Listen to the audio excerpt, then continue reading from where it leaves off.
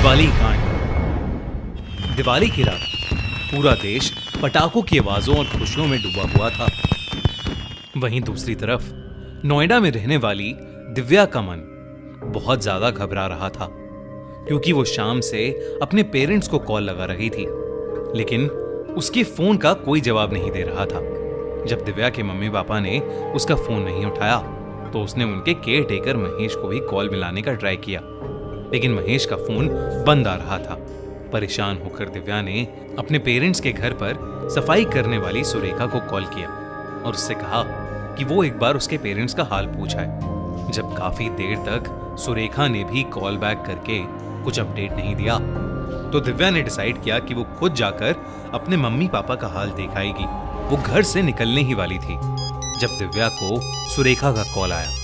सुरेखा की कांपती हुई आवाज सुनते ही दिव्या समझ गई कि कुछ ना कुछ बहुत। जब सुरेखा ने दिव्या को बताया कि उसने अभी क्या देखा था तो वो सुनकर दिव्या की धड़कन रुक गई। सुरेखा ने बताया कि दिव्या के पेरेंट्स मिस्टर और मिसेस जायद जमीन पर खून से लथपथ बेजान पड़े थे। किसी ने उनके घर में घुसकर उन दोनों को बहुत बेरहमी से मार दिया था।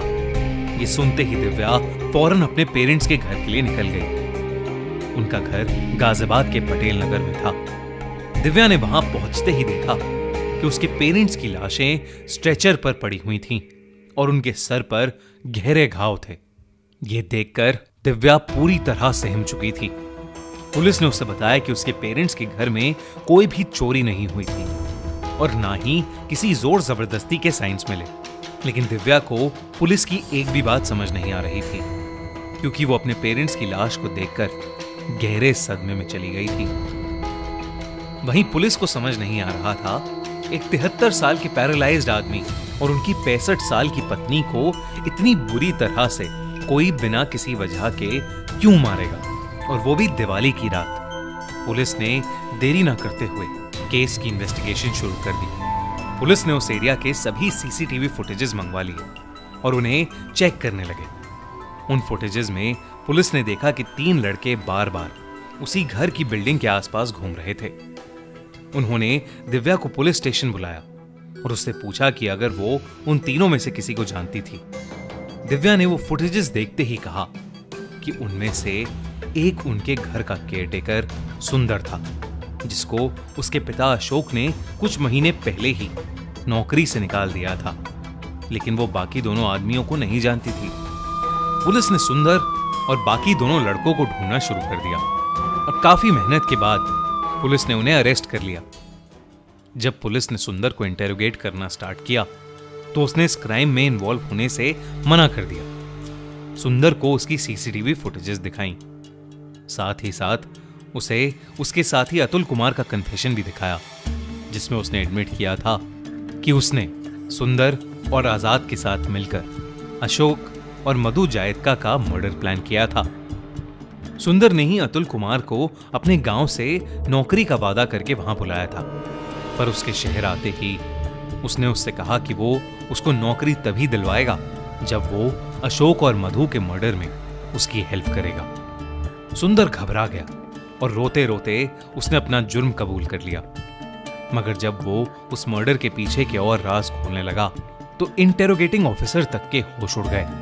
क्रिकेट वर्ल्ड कप जोरों शोरों पर है और इससे बेटर क्या टाइम है अपनी स्पोर्ट्स नॉलेज से पैसे कमाने का। मोस्ट बेट एक ऐसा गेमिंग प्लेटफॉर्म जिस पर आप अपनी स्पोर्ट्स की प्रेडिक्शंस और गेम्स खेलकर पैसे कमा सकते हैं। ऑलरेडी 5 मिलियन लोग इस प्लेटफॉर्म को यूज कर रहे हैं और ढेर सारे पैसे कमा रहे हैं। सिंपल येस और नो क्वेश्चंस आंसर करके आप हर दिन 6,000 और हर महीने 27,000 रुपए तक इजिली जीत सकते हैं। सिर्फ स्पोर्ट्स ही नहीं, मोस्ट बेट में है एविएटर, अंदर बाहर जैसे हजारों games, 100% real money, 1 click registration, 20 minute में विड्रॉल्स और 24/7 कस्टमर सपोर्ट। और क्या चाहिए? प्रोमो कोड CRIME888 यूज करो और पाओ अप टू 34,000 रुपीज का welcome bonus. Sign up now, link in the pin comment. Sundar ने बताया कि वो पिछले 10 सालों से उस घर में नौकरी कर रहा था।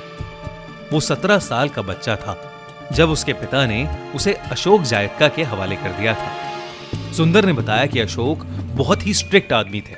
वो सुंदर को उसकी मेहनत का 1 रुपया भी नहीं देते थे और तो और वो सुंदर को उसके घर पर बात तक नहीं करने देते थे।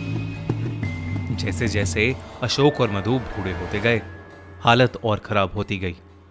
अशोक ने सुंदर से उसके घर में रहने का किराया मांगना शुरू कर दिया था।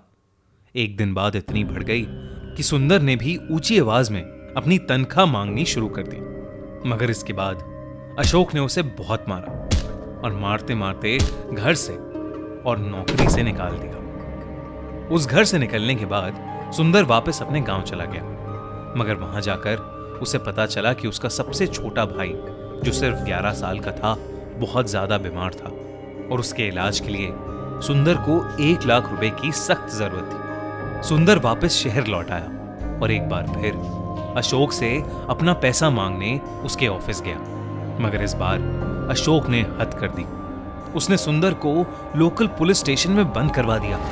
वो कई दिनों तक वहीं बंद रहा और एक दिन अशोक के मैनेजर रोहित ने आकर उसकी बेल कराई और साथ ही उसे यह खबर दी कि गांव में बीमार पड़ा उसका भाई अब गुजर चुका था। सुंदर गुस्से से भर गया था, मगर उसका अशोक को मारने का कोई इरादा नहीं था। वो तो बस उनके घर पर चोरी करके अपना पैसा लेना चाहता था। तो फिर आखिर क्यों सुंदर ने अपने 2 दोस्तों के साथ मिलकर अशोक का मर्डर कर दिया? एक्चुअली इस मर्डर का पूरा प्लान अशोक के मैनेजर रोहित का था। वही सुंदर और उसके 2 दोस्तों के साथ मिलकर अशोक और उसकी पत्नी को मारना चाहता था। यह बात पता चलते ही पुलिस ने रोहित को ढूंढ निकाला और उससे पूछताछ करने लगे। तब रोहित ने उन्हें बताया कि वो अशोक की बेटी दिव्या से बहुत प्यार करता था और दिव्या भी उसे चाहने लगी थी।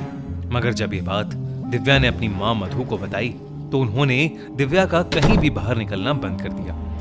जब रोहित ने मधु से बात करने की कोशिश की तब मधु ने रोहित की बहुत बेइज्जती की। इस बात के कुछ महीने बाद ही अशोक और मधु ने मिलकर दिव्या की कहीं और शादी करा दी।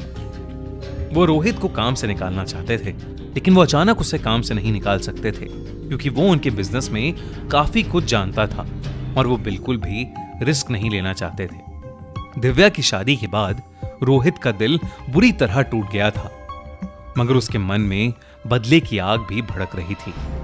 इसलिए जब उसने अशोक को सुंदर के साथ गलत करते हुए देखा तो उसने सुंदर को अपने बदले के लिए यूज करने का प्लान बनाया।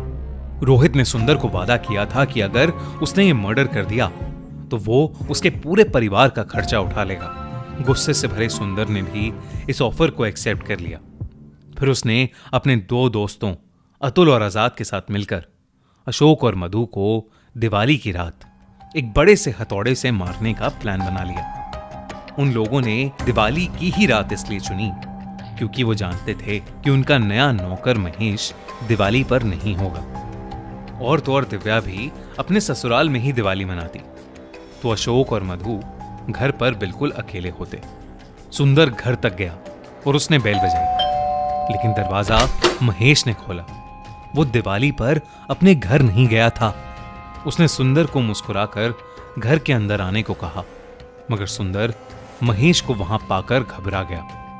महेश के वहां होने की वजह से उनका पूरा प्लान चौपट हो गया था। मगर तभी सुंदर ने कुछ ऐसा देखा जिसे देखकर उसका दिल दहल उठा।